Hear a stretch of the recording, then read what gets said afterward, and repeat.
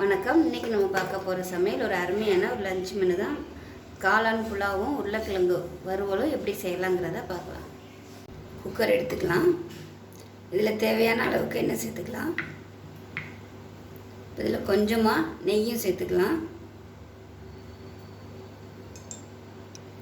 எண்ணெய் நல்லா சூடாகிடுச்சு. இதில் பார்த்திங்கன்னா ஒரு பிரியாணியில் சேர்த்துக்கலாம். ஒரு சின்ன துண்டு பட்டை, 2 ஏலக்காய், 2 கிராம்பு, இந்த சைஸுக்கு கல்பாசி சேர்த்துக்கோங்க. ரொம்ப சேர்க்க வேணாம். 1/4 டீஸ்பூனுக்கும் கம்மியாக சீரகம், 1/4 டீஸ்பூனுக்கும் கம்மியாக சோம்பு சேர்த்துக்கலாம். இதோட ஒரு கைப்பிடி அளவுக்கு முந்திரி பருப்பு சேர்த்துக்கலாம். முந்திரி பருப்பு எவ்வளோ நாள் நீங்கள் சேர்த்துக்கலாம். முந்திரி பருப்பு சேர்த்திங்கன்னா நல்லா டேஸ்ட்டாக இருக்கும். இப்போ இதிலே நம்ம புதினா சேர்த்துடலாம். நல்லா வதங்கிக்கிற எண்ணெயிலே. அதே மாதிரி கொத்தமல்லியும் சேர்த்துக்கலாம். எல்லாத்தையும் வதக்கினதுக்கப்புறம் சேர்த்தலாம். இலையெல்லாம் ஒழுங்காகும், வதங்காத அப்படியே முழுசாக இருக்கும். இந்த மாதிரி எண்ணெயில் போட்டு வதக்கிட்டோம்னா சீக்கிரமாகவே அப்படியே நல்லா வதங்கிடும். இப்போ இது எல்லாமே நல்லா வதங்கிட்டு இருக்கு. இதில் 4 பச்சை மிளகா கீறிட்டு சேர்த்துக்கோங்க. காரம் நான் கம்மியாக தான் சேர்த்துருக்கேன். உங்களோட காரத்துக்கு தகுந்த மாதிரி நீங்கள் பச்சை மிளகாயை சேர்த்துக்கலாம். இதோட மீடியம் சைஸாக ஒரு வெங்காயம், பெரிய வெங்காயம் நீளமாக நறுக்கினதை சேர்த்துக்கலாம்.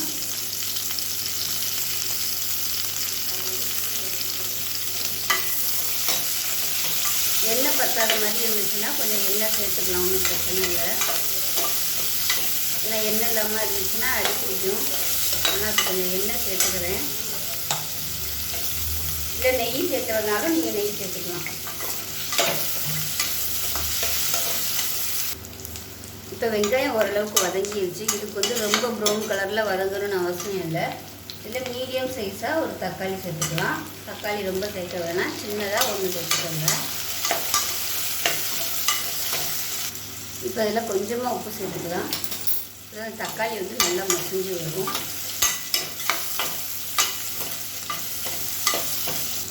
தக்காளி ஓரளவுக்கு வதங்க ஆரம்பித்தது 1 டேபிள் ஸ்பூன் இஞ்சி பூண்டு பேஸ்ட் சேர்த்துக்கலாம். இப்போ இஞ்சி பூண்டு பேஸ்ட் நல்லா வதங்கிடுச்சு. இப்போ காளான் சேர்த்துக்கலாம். 2 பாக்கெட் காளான் எடுத்துருக்கேன். விருப்பம் இருந்தால் நீங்கள் இதில் பட்டாணி சேர்த்துக்கலாம். ஏன்னா காளான் வதங்கிடுச்சுன்னா அப்படியே கொஞ்சமாக போயிடும். அதனால் உங்களுக்கு வேறு ஏதாவது காய்கறி தேவைப்பட்டுச்சுனாலும் நீங்கள் சேர்த்துக்கலாம். குடமிளகா விருப்பம் இருந்தால் குடமிளகா சேர்த்துக்கலாம். பட்டாணி, கேரட்டு, பீன்ஸ் ஏதாவது ஒன்று சேர்த்துக்கலாம். அது நல்லா வதங்கட்டும். காரம் பச்சை மிளகா மட்டும்தான். அதனால் காரத்துக்கு தகுந்த மாதிரி சேர்த்துக்கோங்க. நான் கம்மியாக தான் யூஸ் பண்ணியிருக்கேன். ஏன்னா லஞ்சுக்கு கொடுக்குறதுனால காரம் அதிகமாக இருங்கிறதுக்காக நான் கம்மியாக தான் போட்டிருக்கேன். இது நல்லா வதங்கட்டும். இப்போ பார்த்தீங்கன்னா மஷ்ரூம் நல்லா வதங்கி தண்ணி விட ஆரம்பிச்சிருச்சு. இந்த ஸ்டேஜில் இப்போ பார்த்தீங்கன்னா காளான் நல்லா வதங்கிடுச்சு பாருங்கள். அதோட அளவு அப்படியே சுருங்கிடுச்சு. இந்த ஸ்டேஜில் நம்ம தண்ணி சேர்த்துக்கலாம். நான் 2 டம்ளருக்கு தேங்காய் பால், 1 டம்ளர் சாதாரண தண்ணி எடுத்திருக்கேன். லேசாக வெதுன்னு சூடு பண்ணி வச்சுருக்கேன். இதை சேர்த்துக்கலாம். நான் 2 டம்ளர் அரிசி எடுத்திருக்கேன். சின்ன டம்ளரில் 2 டம்ளருக்கு 3 டம்ளர் தண்ணி வைக்கணும். ஸோ அதை கணக்கு பண்ணி தான் நான் தேங்காய் பாலும் தண்ணியும் இப்போ சேர்த்துருக்கேன். அதாவது 1 டம்ளர் எடுத்திங்கன்னா 1.5 பங்கு தண்ணி. அதில் நீங்கள் 3/4 டம்ளர் தேங்காய் பாலும் 3/4 டம்ளர் சாதாரண தண்ணி கூட நீங்கள் வச்சுக்கலாம். தேங்காய் பால் சேர்க்குறது உங்களோட விருப்பம், கூடவோ குறைச்சோ சேர்த்துக்கலாம். இப்போ இது கொதிக்கட்டும். உப்பு கம்மியாக இருக்குது, சேர்த்துக்கலாம். இப்போ தண்ணி கொதிக்க ஆரம்பிச்சிருச்சு. இந்த ஸ்டேஜில் அரிசியை சேர்த்துக்கலாம். பாஸ்மதி அரிசி தான் நான் இன்றைக்கி எடுத்துருக்கேன். நல்லா ஒரு 1/2 மணி நேரம் ஊறி இருந்துச்சு. அதான் சேர்த்துக்கலாம். இதுக்கு பதிலாக ஜீரக சம்பா அரிசி சேர்க்குறதுனாலும் சேர்த்துக்கலாம்.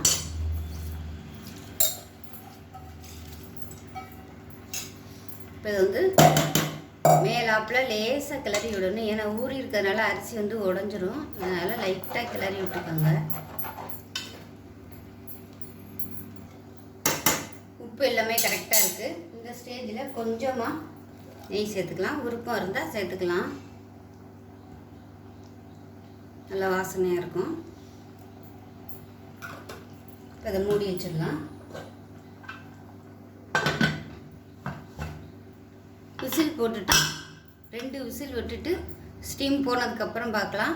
ஃப்ளேம் பார்த்திங்கன்னா நான் ஹை ஃப்ளேமில் தான் வச்சுருக்கேன். 2 விசில் வந்ததும் அமர்த்திட்டு நல்லா ஸ்டீம் போனதுக்கப்புறம் ஓப்பன் பண்ணி பார்க்கலாம். இப்போ புலாவ் எப்படி இருக்குன்னு பார்க்கலாம். நல்லா ஸ்டீம்லாம் போயிடுச்சு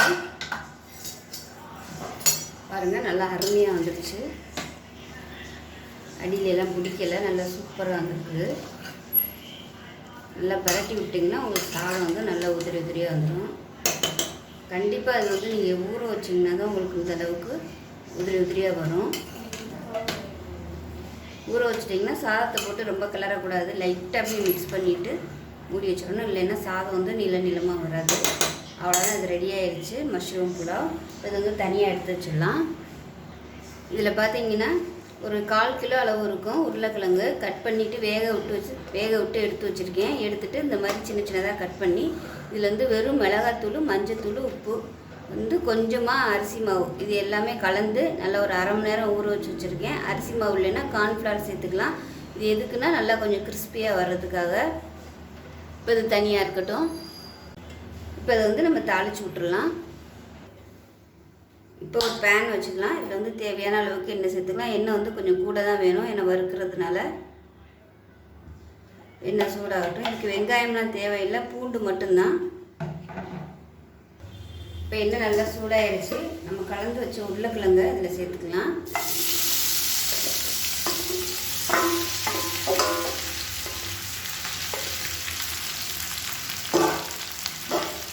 சேர்த்து விட்டுட்டு நல்லா அப்பப்போ கிளறி விடணும். நல்லா ஒரு தடவை எல்லாமே அந்த எண்ணெய் ஃபுல்லாக நல்லா போட்டாகிற மாதிரி பரட்டி விட்டுட்டு அப்படியே விட்டுடலாம். ஏற்கனவே வெந்தது தான், அதனால் மீடியம் ஃப்ளேமில் வேகட்டும்.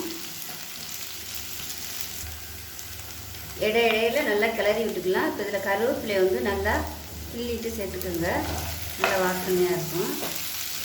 நல்லா இந்த மாதிரி அப்பப்போ பரட்டி விட்டிங்கன்னா தான் உங்களுக்கு நல்லா அப்படியே ரோஸ்ட் ஆகி வரும். உங்களுக்கு அதுக்கெல்லாம் டைம் இல்லை அப்படின்னா நீங்கள் இந்த ஸ்டேஜோடய நீங்கள் அமர்த்திடலாம், அதுவும் நல்லா தான் இருக்கும். டைம் இருந்துச்சுன்னா இது மாதிரி பரட்டி விட்டிங்கன்னா நல்லா அப்படியே ரோஸ்ட் ஆகிடும். மூடி வைக்க வேணாம், மூடி வச்சிங்கன்னா உங்களுக்கு அப்படியே சபன் ஆகிடும். அதனால் அப்படி திறந்தே இருக்கட்டும். எண்ணெய் தேவைப்பட்டால் ஊற்றிக்கலாம். இப்போ ஓரளவுக்கு உருளைக்கிழங்கு நல்லா ரோஸ்ட் ஆகிடுச்சு. இப்போ இதில் ஒரு 5 பல் பூண்டு வந்து தட்டிட்டு சேர்த்துக்கலாம்.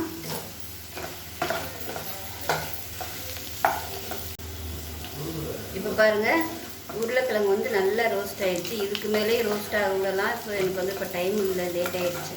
அதனால் நான் இதோடு அமர்த்திக்கிறேன். அவ்வளோதான், சூப்பரான உருளைக்கிழங்கு வறுவல் ரெடி ஆகிடுச்சு. டேஸ்ட் நல்லா அட்டகாசமாக இருக்கும். சாம்பார், ரசம், லெமன் ரைஸ், தயிர் சாதம் எல்லாத்துக்குமே சூப்பராக இருக்கும். நான் அதிகமாக அந்த மாதிரி தான் உருளைக்கிழங்கு வந்து செய்வேன். இதில் வந்து வெங்காயம் வந்து வதக்கி போட்டு பண்ணுவேன். நான் வந்து இன்றைக்கி வெங்காயம் பண்ணலை, அவ்வளோதான். மற்றபடி டேஸ்ட்டு பார்த்திங்கன்னா நல்லா அட்டகாசமாக இருக்கும். இப்போ வந்து அமர்த்திடலாம். இப்போ பாருங்கள், மஷ்ரூம் புலாவும் உருளைக்கிழங்கு வறுவலும் ரெடி ஆயிடுச்சு. இதோட காம்பினேஷன் டேஸ்ட் அட்டகாசமாக இருக்கும். ஸோ இதே மாதிரியே செஞ்சு பாருங்கள். செஞ்சு பார்த்துட்டு எப்படி வந்துச்சுங்கிறத சொல்லுங்கள். வீடியோ பிடிச்சிச்சின்னா லைக் பண்ணுங்கள், கமெண்ட் பண்ணுங்கள், சேனலை சப்ஸ்கிரைப் பண்ணுங்கள், பக்கத்தில் உள்ள பெல் பட்டனையும் ப்ரெஸ் பண்ணுங்கள். நன்றி.